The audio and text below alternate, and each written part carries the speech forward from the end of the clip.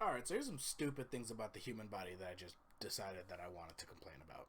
Number one, why does the body just not listen? Like, why do I have to argue with my own body about things that I want to do? Especially in the morning. Like, addiction, let's say. People get addicted to things. Alcohol, fudging, weed, cigarettes, heroin, whatever it is, people get addicted to it. And then, no matter how much they know to stop, and they can make a plan like, I'm not going to do this, their body, whenever they're not thinking about it, will just do it for them. Like me, I vape. And I will, without even thinking about it, buy a new vape. Because my body just decided to do it. Now, I'm not trying to pretend like that suddenly absolves me of anything in this situation. Suddenly, I can't be blamed. My body's controlling me. I can't choose not to. I'm not saying all that. But I am saying that it is irritating that I have to actively fight against my body when it comes to things like that. I want to stop vaping. And there have been a couple weeks where I have gone the whole week without vaping. And then, I'll just suddenly call my mom and be like, hey, yo, pick me up a vape because I forgot that I've gone an entire week without it. And, my body is just like, oh, I don't have a vape right now. Let's go get one. Bro, I spoke. You would think that involves, brain processes that might activate a few triggers to remind me, hey, wait, you haven't smoked in a whole week. Let's keep this going. But no. My brain does not remember that. None of the neurons are activating until after I hang up, and then my brain is like, oh wait, weren't you not supposed to smoke? The next thing is, genetics. Why do things just happen because of random chance? Like me, I have eczema. My dad doesn't have eczema. My mom doesn't have eczema. None of my uncles have eczema. None of my aunts have eczema. None of my grandmas have eczema. But one of my grandpas might have eczema. And suddenly I do. Now, granted, you can't tell because it was really only when I was a baby, but it left me with extremely sensitive skin. I feel pain very much more than the average person. I get cut a lot easier. Just generally speaking, sensitive skin. And I got it easy because that's the only thing that I have. I don't have any allergies, long-standing medical problems. I guess I have a slow metabolism, but those are really the only two things. Some people get it way worse. Some people will have a whole lineage of nada, and then boom, you're lactose intolerant. Or boom, you're allergic to eggs. Imagine being allergic to eggs, and that's just a real thing that some people are. I think it's completely unfair, and it's dumb that you can't, just tell your body not to do those things. Because most allergies are not like your body's actually unable to handle these things. Like, oh, I'm allergic to, I don't know, pollen. Pollen's not actually doing anything to your body. It's just that the things in the pollen react poorly, and your body is like, oh, that must be a foreign invader. Kill it. Why can't you stop that? I feel like the brain is so good about mentally stopping things from happening. Then why can't I, through some type of mental conditioning, I know that I'm not saying that this could be a overnight shut it off thing, but I feel like it makes no sense that I can't, over the course of a couple of months, maybe some kind of physical therapy or normal therapy, convince my brain to tell the rest of my body, hey, there's nothing wrong with, I don't know, mayonnaise. There's nothing wrong with peanut butter. Maybe introducing a very tiny amount of it into my body over time so that my body eventually just gets used to it. But you can't do that. It's just clips. You're allergic to peanut butter? That's it. You're fucking dead because someone had a PB&J in the same room as you, which is even more insane. Some people can't even smell it. If it's just in the room with you, it's clips. The next thing is like the breakdown over time. Your body is constantly breaking down.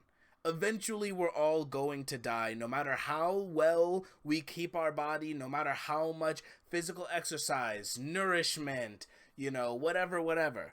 No matter what you do, you're gonna die because your body is falling apart. It always is. It can never stop, no matter how safe you are. And you might say, like, well, your body naturally regenerates. And so if you did take good enough care of yourself, maybe you could live forever. We don't know. You prove it. Prove that I couldn't live forever. And I will prove it. Give me about 60 years. And, the proof will be in the pudding.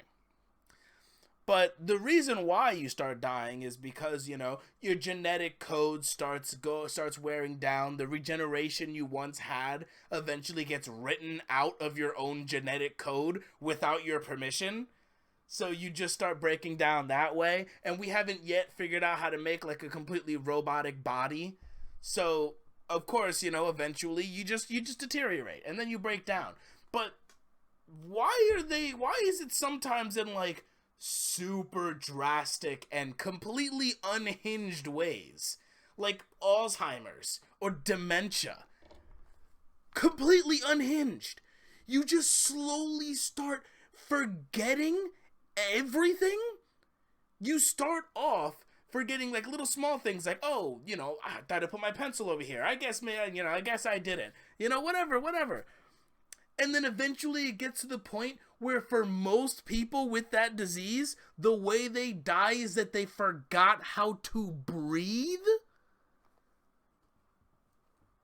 How is that fair? How is that possible? You would think that's like an instinctual thing. Something that's literally like hardwired into your genetic code. But it's not. It's something your brain does and makes up, I guess. I mean, to be fair, some babies are born and they don't know how to breathe. So like the doctor has to like force them to breathe for a little while until they eventually figure it out and start doing it on their own. But like, you figure that out in seconds as a baby. Literal seconds. And then for other people, they, instead of forgetting, everything over time until eventually they don't remember anything, they like, their brain like sets them back in time. They go through like a mental time machine into the past. So that now they think, like they're right here, sitting here, playing video games, and they think that they're on the beach with their old boyfriend from back in high school, Esteban, drinking martinis. Oh, how is that possible? What do they see? Like, what is going on in their vision right now? I get what's going on here. They're remembering they're remembering these little pieces of their past and kind of combining it together to make some cohesiveness. But what are they seeing? Are they still seeing that they're in a hospital room or a nursing home? Or do they see Esteban chilling next to them, drinking a margarita? Oh, it's terrifying. It's terrifying. The body is terrifying, and I hate it. I hate it so much. And then, like, when you're a baby, you can cut off your whole finger, and it'll grow back. I think it's actually only the tip of your finger, but still, it'll grow back. Man, I've had this scar right here. I've had this scar since I was 12. That thing's never going away. You just stop healing properly. Really fast, too. By the time you're, like, 4... things aren't healing properly anymore. That's only 4 years. I probably couldn't speak properly by then. Pretty sure I was still slurring my words. And you're telling me I'm not allowed to heal anymore? My healing factor is gone? Alright, that's all I wanted to complain about. Thank you for watching the video. I hope you had a great time. That was very cathartic for me. Because I haven't been having like body problems or anything. I've just been thinking about how much the body sucks. You know, I'm relatively healthy, so I don't have to worry about it too much, except for the fact that I'm, fat and I'm trying to get rid of that. But, like, I don't really think about my health too often. But sometimes I just think, like, man, anything could happen to me.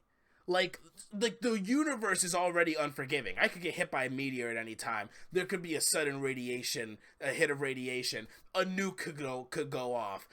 Anything literally could happen at any time. But then, even if you ignore all of that, even if you try not to think about any of that, you could just have a brain aneurysm, and then you're dead.